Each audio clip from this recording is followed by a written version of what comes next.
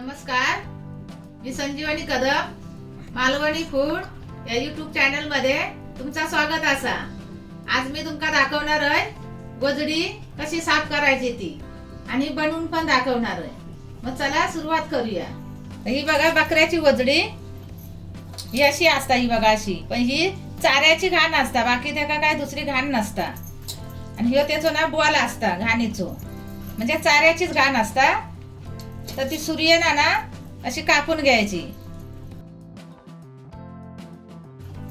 आणि ह्यो वय असलं ना तुमका तर साफ करायचो आणि घालायचो, पण ह्यो मी काय घालीत नाही, खाली एवढीच गोजडी मी बनवतले। नंतर मग ह्या असता ना त्याचा खाली ही बघा नळी असता, ही कापून टाकायची ही पण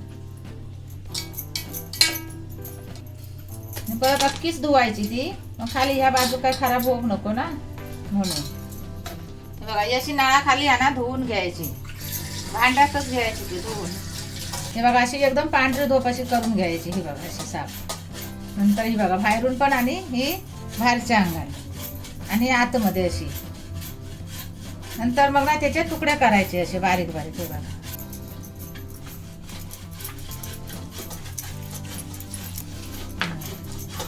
हे असे तुकडे करून घेतले नाही असे, हे बघा असे आणि असे करायचे। कोयत्यार केलास तरी चालत, मग असे तुकडे करायचे, हे बघा ना केवढे वय ते करायचे। मोठे केलास तरी पण चालतले, कारण ते आळतात ना नंतर कुकरला लावल्यावर। ही बघा आता अशी कापून झाली बारीक, हे बघा अशी बारीक एकदम कापली। आणि आता त्याच्यात ना गव्हाचा पीठ टाकायचा, मग चांगली धुपता पण आणि वास पण येत नाही। हे बघा थोडासा टाकायचा।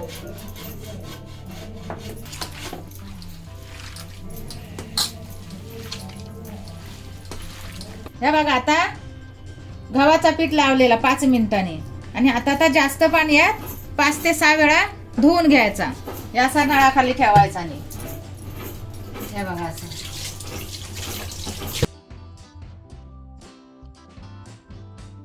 हे बघा असा सगळा हलवून ना असा चोळून असा घ्यायचा याला चांगला, असा 5 ते 6 वेळा। ही बघा एवढी त्याची फक्त ही याची घाण असता ना चाऱ्याची, त्याच्यामुळे वास येतात, म्हणून ही अशी धुवून घ्यायची। मग ती चाऱ्याची वास येत नाही चाऱ्याचं अशी। ही बघा आता साफ ना धुवून झाली, याचा निवळ पाणी येईपर्यंत अशी धुवून घ्यायची चांगली। हे बघा निवळ पाणी येईपर्यंत ही अशी ताजी वजडी आहे। आणि शेळीचं तुमका ओळखाची असतात ना, तर ही बघा ही त्याची लोकूर आहे ना, ही वरची लोकूर ही अशी हातान निघता, ही अशी हातान जाता, अशी केली ना ती मग शेळी वजडी असतात। आता ही सगळी हा ना अशी थोडी थोडी अशी घ्यायची। ही बघा ह्याच्यात ना पाणी सुटतं ना, म्हणून ही अशी चांगली अशी पिळून घ्यायची अशी।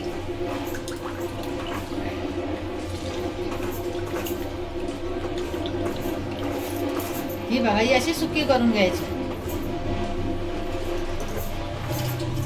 ही आता बघा अशी पिळून घ्यायची, ही बघा सुकी करून एकदम। ह्याच्यात पाणी टाकायचं नाही, कारण वजडीत ना पाणी सुटता। मग थोडासा मीठ टाकायचा त्याच्यात, हे बघा असा वर टाकून ठेवायचा मीठ। आणि मग कुकर बंद करून 4 किंवा 5 शिट्टी द्यायचे, लवकर शिजता मिठामुळे ती वजडी ना। या सगळा वाटप करूचा, ह्याचा सुकी वजडी करून दाखवणार आहे ना। या सुक्या खोबरा 1 वाटी आणि ही 1 वाटी ओला खोबरा, ह्यो टमाटो, ही लसूण 10 पाकळे, हे अद्रक आला, ह्यो कढीपत्तो आणि ही कोथिंबीर आणि ह्यो भाजूसाठी कांदो, हे 2 कांदे घेतले कापून मोठे मोठे। आता ते पहिले ना कांदे भाजून घ्यायचे। हे आता सगळा एक एक भाजून घेतो। आधी या कांद्याचा ना ओलो कांदो ना, म्हणून त्याचं पाणी कमी करून घ्यायचा, मग कांदा लवकर भाजता। थोडं लाल झालं ना मग त्याच्यात थोडासा तेल टाकणार।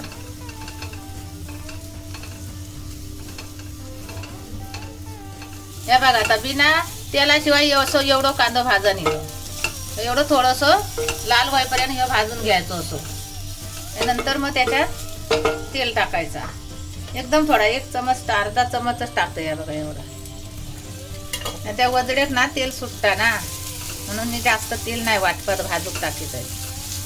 हे आता कांदो भाजून झालो ना एवढं का त्याच्यात हे आल्याचे 4 तुकडे टाकतले भाजूक टाकायचे आणि परत लसणीचे हे 10 पाकळे घेतलेले भाजूक टाकायचे.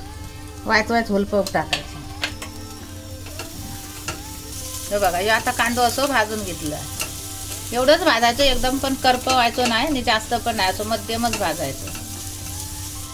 मग गॅस कमी करून काढून द्यायचं.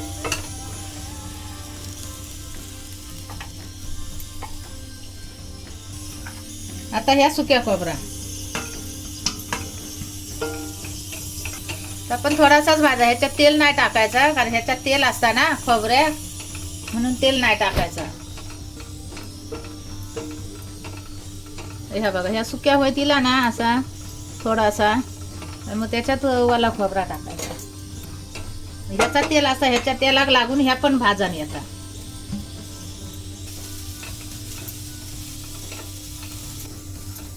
असा ना हलवीतच राहायचा, खाली लागाक द्यायचा ना असा चिकटाक, मग त्या खोबरा करापता. या पण मध्यमच भाजून घ्यायचा, एकदम पण लाल नको होऊ द्यायचा. आणि मग गॅस बंद करायची. या बघा एवढाच भाजून घ्यायचा, एकदम करपल्यासारख्या नको दिसता, कसा पांढऱ्यासारख्या दिसा पाहिजे. त्याचा थोडासा दूध असता ना कच्च्या खोबऱ्याचा, तर मग ह्याच्यात चांगला चवीत येता.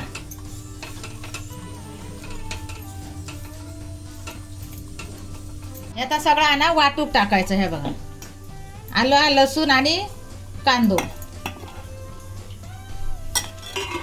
आणि ही कोथिंबीर धुवून घेतलेलीच असा, आणि कढीपत्तो, आणखी टमाटो, हे 2 टमाटे आहेत मोठे. त्याच्यात पाणी टाकायचं नाही, टमाट्यात पाणी सुटतं ना, म्हणून हे असा सुक्या वाटून घ्यायचा. ही बघा ही आता त्याची सगळ्याची पेस्ट झाली. त्याच्यानंतर आता ह्या ओला खोबरा आणि सुक्या खोबरा,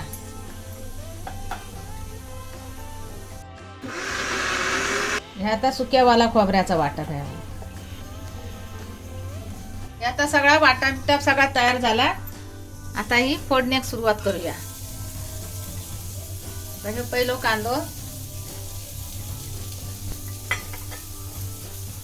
हे बघा आता कांदो असं भाजून झाला फोडण्याचं, असं सुका कांदाच भाजून घेतला. हे बघा असं, आणि आता जरा एकदम थोडासा तेल टाकला. गॅस कमी करून घेतलाय, हा थोडी बारीक करून घेतलंय. मग त्याच्यानंतर मसालो 1.5 चमचच मसालो, वजडी असा त्याप्रमाणेच टाकायचो. आणि तिखट असा तसं आमचं हे घरचो मसालो आहे ना, तो काही एवढं तिखट नाही ना, म्हणून मी 1.5 टाकलंय. तिखट असा तर थोडं 1 टाका, आणि थोडं गरम मसालो आणि थोडीशी हळद, आणि ही 2 पानं तेजपत्त्याची. ह्याच्यात ना वास चांगलं येता घालणार. भाजलेला वाटापाचा जेवण करतास ना तेव्हा ह्यो घालायचो तेजपत्ता थोडंसं, वास मस्त येता. आणि मग या वाला सुक्या खोबरा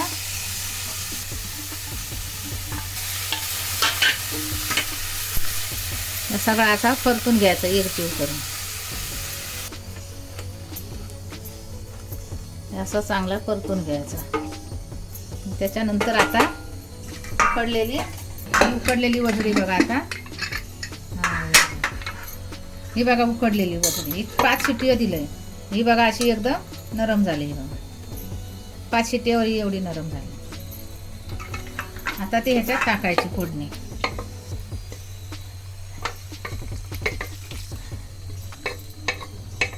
तेवढासा जरासाच पाणी त्याच्यात होता, पाणी नाही टाकलेलं तरी पण त्याच्यात थोडासा पाणी सुटला, ती ओली असता ना म्हणून. या परतून असा सगळा झाला तर मग त्याच्यात चवीपुरता मीठ टाकायचं. पहिला मीठ टाकलेला ना म्हणून थोडा टाकायचा. त्याच्यात मग थोडासा पाणी वतायचा, थोडा एकदम टाकायचा नॉर्मल.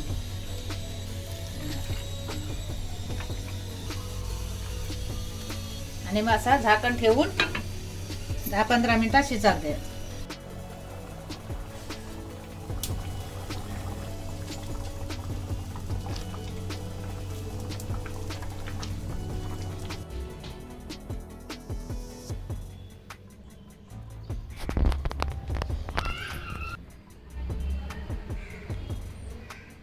आता ही बघा मालवणी पद्धतीत बकऱ्याची वजडी बनवलेली आहे. तशी तुम्ही पण बनवा आणि भाकरी बरोबर, चपाती बरोबर, भाता बरोबर सुद्धा खाऊ शकतात. अशी थपथपीतच असा तशी तुम्ही पण बनवा. आणि अशा नवनवीन व्हिडिओसाठी लाईक करा, शेअर करा, सबस्क्राईब करा आणि बेल पण वाजवा. आणि भेटूया आता पुढच्या व्हिडिओमध्ये. तोपर्यंत धन्यवाद.